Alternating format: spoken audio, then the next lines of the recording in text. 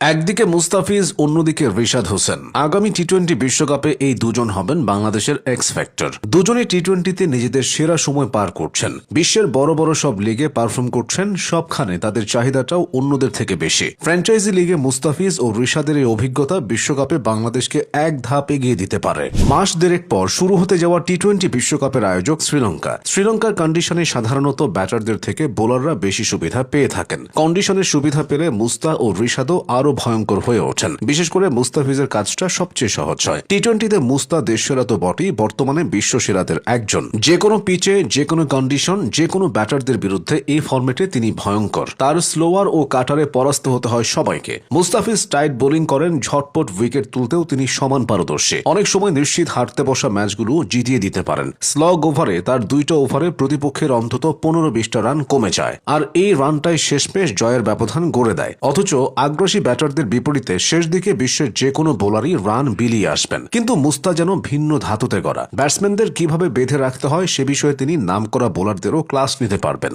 সবাই যখন দুহাত ভরে রান খরচ করে, তিনি তখন ব্যাটারদের পরীক্ষা নেন। কাটার, স্লোয়ারে শুধু বিভ্রান্তই করেন না, ব্যাটারদের ঘাম ঝরিয়ে ছাড়েন। শুধুমাত্র এই গুণটার কারণেই ক্রিকেট বিশ্বে মুস্তার নামটা এক আলাদাভাবে উচ্চারিত হয়। আইপিএলে প্রায় 10 কোটি রুপিতেও তাকে কিনে নেওয়া হয়। বিদেশের মাটিতে বাংলাদেশের সিরিজ জেতার নজির খুব কম। সেই কম সংখ্যক সিরিজগুলোতে মুস্তাফিজ আলো হয়ে জ্বলেছেন। ওয়েস্ট ইন্ডিজ থেকে সাউথ আফ্রিকা কিংবা শ্রীলঙ্কা, সবখানে তিনি ভরসা হয়েছেন। 10 বছরের ক্যারিয়ারে বাংলাদেশকে অনেক সুখস্মৃতি উপহার দিয়েছেন এই বাঁহাতির পেসার। 2016 টি-20 বিশ্বকাপ, 2018 নিদাহাস ট্রফি, 2018 এশিয়া কাপ এবং 2019 বিশ্বকাপের মতো প্রতিটি বড় আসরে তিনি ছিলেন ধারাবাহিক পারফরমার।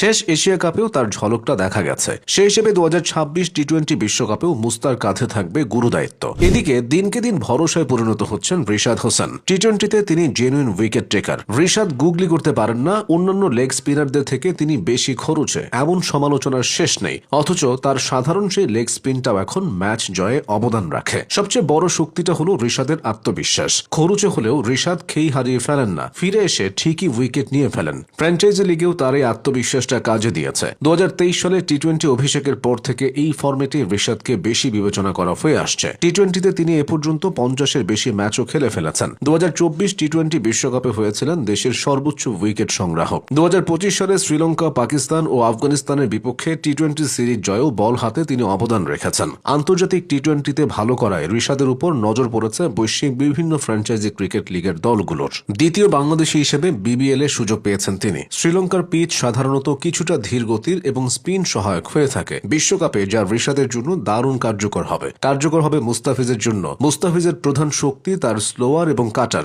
লঙ্কান পিচে যখন বল গ্রিপ করবে, তখন ফ্রিজের কাটারগুলো ব্যাটারদের জন্য পড়া প্রায় অসম্ভব হয়ে দাঁড়াবে। বিশেষ করে স্লগ ওভারে যখন ব্যাটাররা বড় শট খেলার চেষ্টা করবে, তখন তার গতির বৈচিত্র্যে আটকা পড়বে সবাই। অন্যদিকে রিশাদ হোসেনের বড় শক্তি হলো তার উচ্চতা এবং ঝুলিয়ে বল করার দক্ষতা। লেগ স্পিনাররা সবসময় টি-20তে এক্স ফ্যাক্টর। রিশাদ যদি মাঝের ওভারগুলোতে রান আটকে উইকেট নিতে পারেন, তবে প্রতিপক্ষ দল বড় স্কোর গড়তে হিমশিম খাবে। গুরুত্বপূর্ণ ব্যাপার হলো মুস্তাফিজ ও রিশাদ দুজনই এখন যেভাবে তেতে আছেন, এটার ধারাবাহিকতা বজায় রাখা। তাহলে বিশ্বকাপে বাংলাদেশের জন্য ভালো কিছু অপেক্ষা করছে।